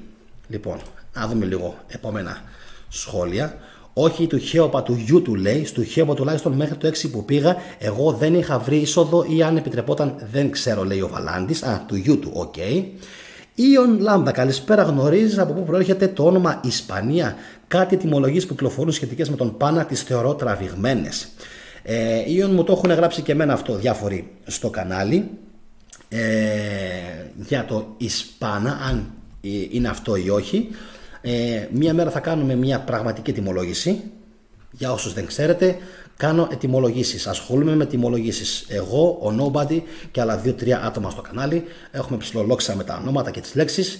Και αν είναι Ισπανία ή όχι, Ιον μου, θα το δούμε σε επόμενο επεισόδιο. Λοιπόν, Σάντα Μπάρμπαρα ήταν σειρά, λέει Γιάννη Σαπουνόπερα. Δεν το ξέρω αυτό, οκ. Τώρα μπήκα στο νόημα, Σταύρο μου. Λοιπόν, επόμενο. Όπου υπάρχει αεροπορία και μοναστήρια, κρύβουν μεγάλη αλήθεια από την αρχαία Ελλάδα. Δείτε που είναι οι αεροπορίες μας, λέει ο Γερόλυμος. Πολύ σκληρή δήλωση, Γερόλυμε. Πολύ σκληρή και δυνατή δήλωση. Επόμενο. Μπράβο, φίλε μου, συνέχισε έτσι. Ευχαριστούμε θερμά για τα βίντεο σου. Έρος στην αδερφέ Έλλην, μου λέει Στέφανη Γιάμ. Εκεί βλέπω το σχόλιο, να είσαι καλά. Λοιπόν, Βασίλειος Σερεμέτης, Port Said, Δίας Σουέζ, Ζεύς Ακάμπα Άβακας. Ο Βασίλειος παίζει λίγο με αναγραμματισμούς, το Port Said ότι είναι ο Δίας. Λοιπόν, Δίας Σουέζ δηλαδή. Αυτό θα το δούμε σε επόμενα επεισόδια, γιατί εικάζεται ότι είχαν παίξει με αναγραμματισμό τους θεούς. Λοιπόν, ο Βαλάντης λέει γιατί δεν έχει σχέση με τον Πάνα. Το υπόλοιπο δεν το διαβάζω. Λοιπόν, διαβάστε το εσείς. Λοιπόν, συνεχίζω. Ο Γερόλυμος λέει Γιάννης θετικός, 5.000 λέξεις εν έτη 2022. Τι να μας πει, βρε Γιάννη. Άρα Γερόλυμε, να είσαι καλά. Λοιπόν, ο Ιων λέει ευχαριστώ πολύ, θα έχω υπόψη μου το κανάλι σας. Για μπορείτε να καταλάβετε, οι Έλληνες είχαν φτάσει πάρα πολύ μακριά. Και σας είχα πει ότι είχαν φτάσει πάρα πολύ μακριά, γιατί εφόσον πήγανε οι Κρήτες στην Αμερική, και έφεραν χαλκό, απεδείχθη πλέον. Όποιος λέει το αντίθετο είναι μπούφος. Λοιπόν, απλά δεν έχω κάνει ακόμα βίντεο. Μην αγχώνεστε.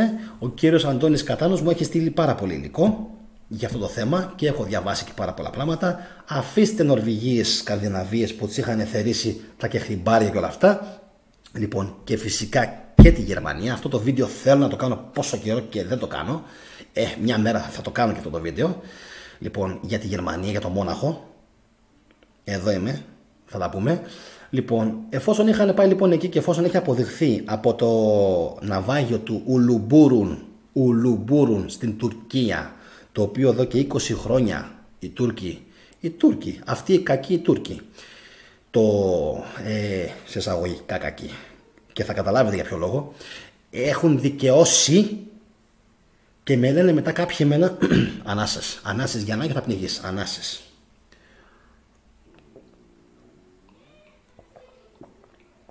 Λοιπόν, μου λένε λοιπόν κάποιοι γιατί δείχνω συμπάθεια ή συγκεκριμένη συμπάθεια σε κάποιους Τούρκους. Βέβαια, εγώ το εξήγησα, έκανα 200 live μέχρι στιγμής, εκ των οποίων τα 10 μέχρι στιγμής ήταν για την σύγχρονη Τουρκία, πώς υπάρχουν εκεί χιλιάδων Ελλήνων, εξαψήφιοι, εφταψήφιοι αριθμοί, τα προσπερνάω όλα αυτά.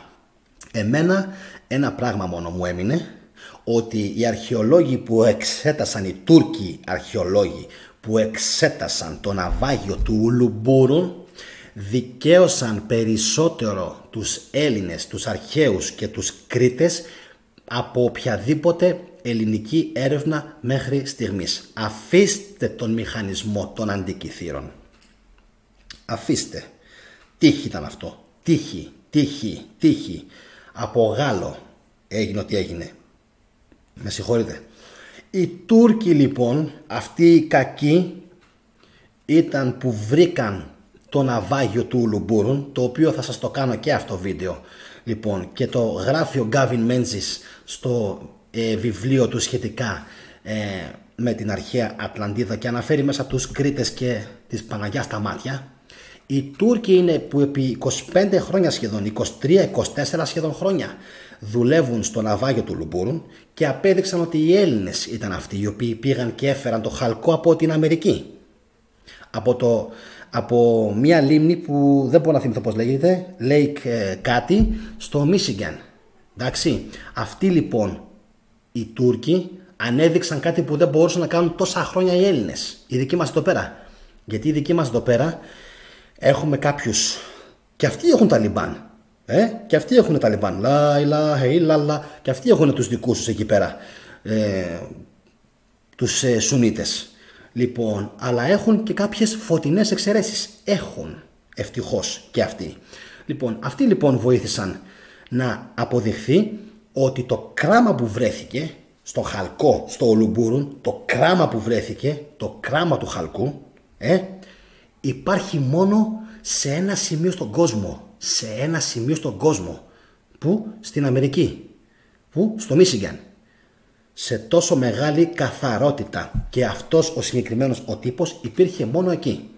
Και συμπέρναν λοιπόν οι Τούρκοι ότι εφόσον το πλοίο ήταν ελληνικό μινωικό, από εκεί πέρα μόνο Κρήτες μπορούσαν να είχαν πάει. Εντάξει, οι κακοί Τούρκοι. Στα μούτρα σας. Αναφέρομαι σε αυτούς που σπέρνουν τον διχασμό και τον ρατσισμό. Ασχέτως το τι κάνουν οι πολιτικοί. Ασχέτως το τι κάνουν οι πολιτικοί. Δεν με ενδιαφέρει το τι κάνουν οι πολιτικοί.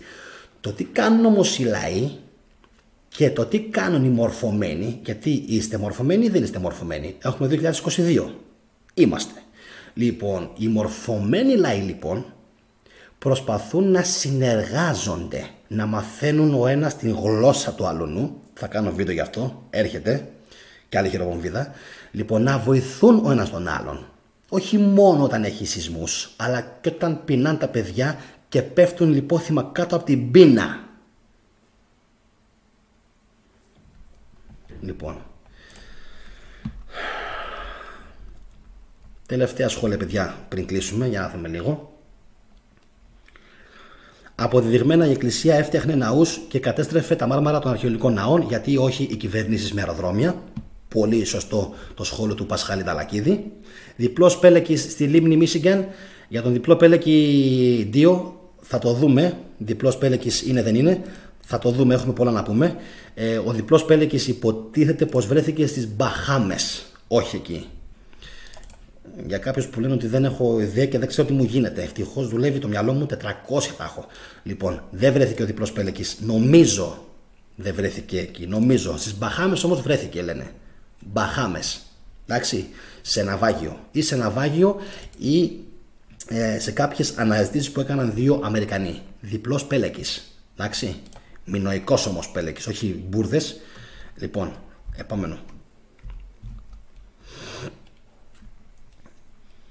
Αν οι Τούρκοι ήταν τόσο κακοί όπως εμείς, λέει, με την δύναμη που έχουν, θα μας είχαν πάρει, λέει, και τον Παρθενώνα. Αυτά έχουν γίνει πολλές φορές όμως, Κώστα μου, θα τα αφήσουμε για τώρα. Λοιπόν, και στο Κένζιγκτον στη Μινεσότα υπάρχει η πέτρα του Κένζιγκτον σχετικά με ορυχεία μηνύων. Λέει ο Ιων, αυτό να ξέρεις, Ιωνά, το έχω δει, να ξέρετε, στο Κένζιγκτον που λέει, στη Μινεσότα, όπου Μινεσότα, παιδιά. Μινεσότα. Εν τω μεταξύ, πρέπει να είμαστε κοιμισμένοι κι εμείς, έτσι, οι Έλληνες. Είμαστε λίγο κοιμισμένοι, γιατί βλέπεις κάποιες λέξεις εκεί στην Αμερική που φιγουράρουν.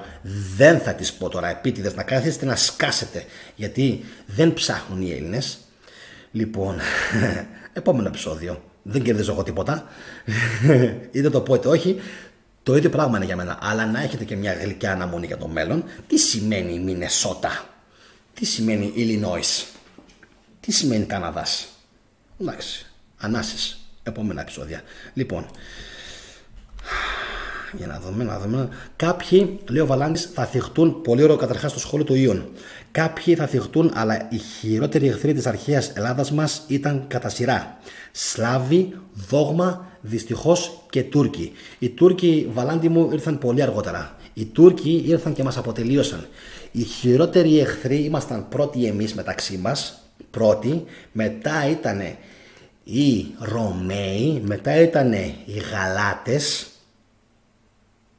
μετά ήταν οι Χριστιανο-Ταλιμπάν, μετά ήταν οι Άραβες και οι πειρατές της Αλγερίας και μετά, πράγματα να ξέρετε, βοήθησαν τους Έλληνες. Πιο πολύ από ότι οι Ρωμαίοι, τα σκυλιά. Το έχω πει και σε προηγούμενα μου βίντεο. Κάποιος τους χαλάει, αλλά είναι η πραγματικότητα. Επί Οθωμανικής ξαναχτίστηκε η ελληνική οικονομία και αυξήθηκαν οι ελληνικοί πληθυσμοί.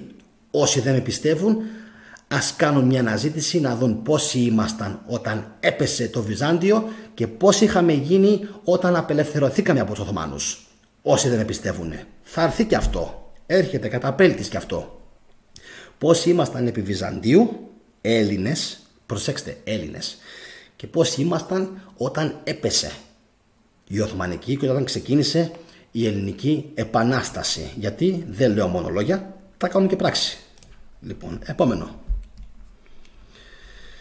Λοιπόν, προχωράω. Ωραίο σχόλιο του Σταύρου. Στην Ατλαντίδα θεωρείται ότι υπήρχε το μεγαλύτερο κοίτασμα ορυχάλκου, κράμα που έφερε τεχνολογική επανάσταση. Με άλλα λόγια, το αντίστοιχο πετρέλαιο ή φυσικό αέριο που έχουμε σήμερα, λέει ο Σταύρος, σωστά. Και να ξέρεις ότι ο ορύχαλκος που αναφέρεις τώρα, Σταύρο μου, από τους Άτλαντες μετά μεταφέρθηκε στην Νότια Αμερική και στην Κεντρική, οι οποίοι δεν ήξεραν να τον επεξεργάζονται το χαλκό. Και θα δούμε πώς τους δίδαξαν οι Άτλαντες.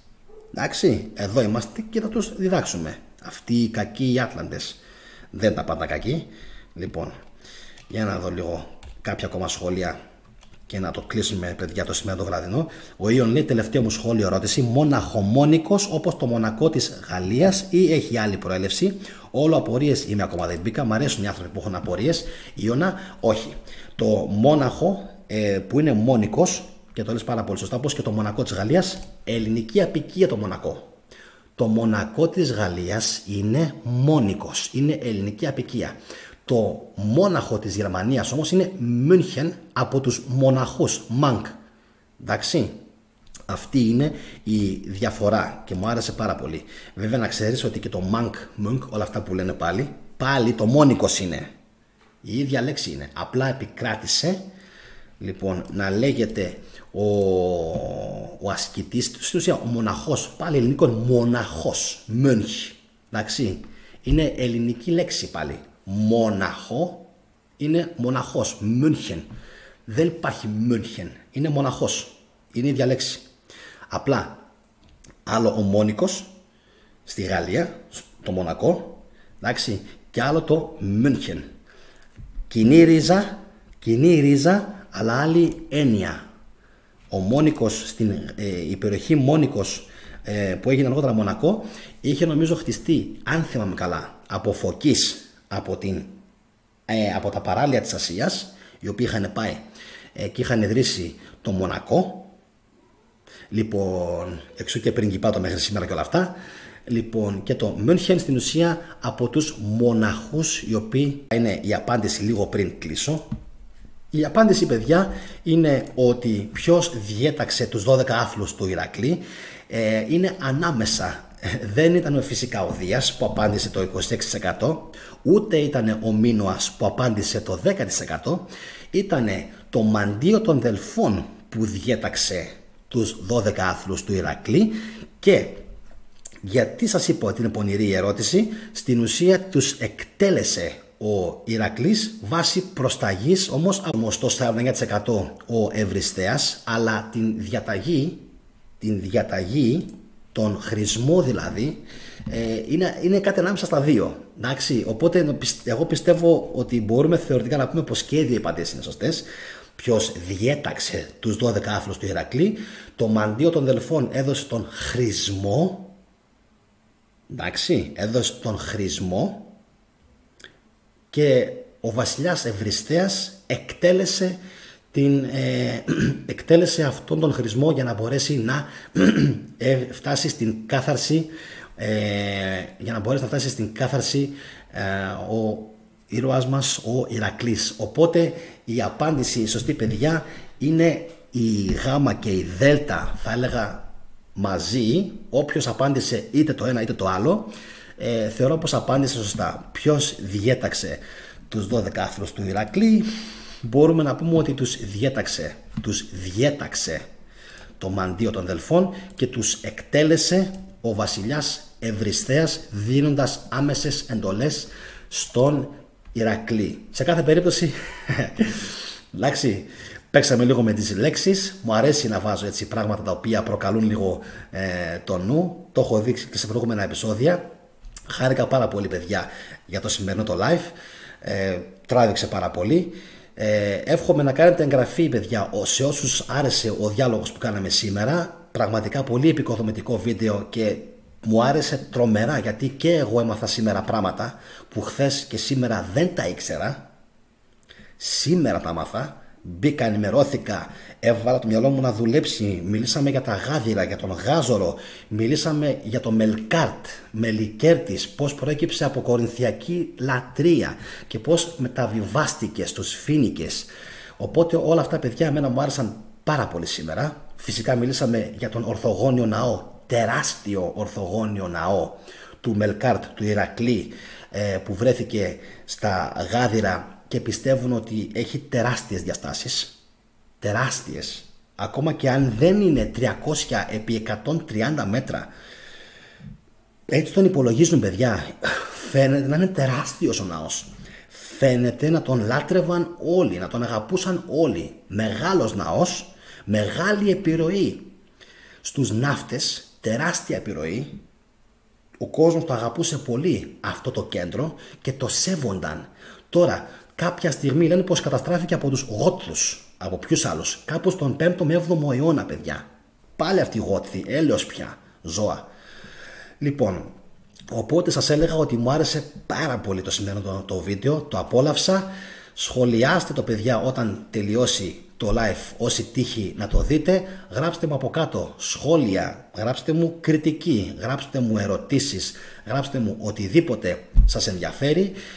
Εγγραφείτε, παιδιά, το ξαναλέω, όσοι σας ενδιαφέρουν παρόμοια θέματα αρχαίας ελληνικής ιστορίας, αλλά και γενικά ελληνικής ιστορίας, και εγώ, παιδιά, θα σας αφήσω να ξεκουραστώ και Ελπίζω να σας ξαναδώ σύντομα. Να είστε όλοι καλά παιδιά. Καλό βράδυ σε όλους. Γεια σας.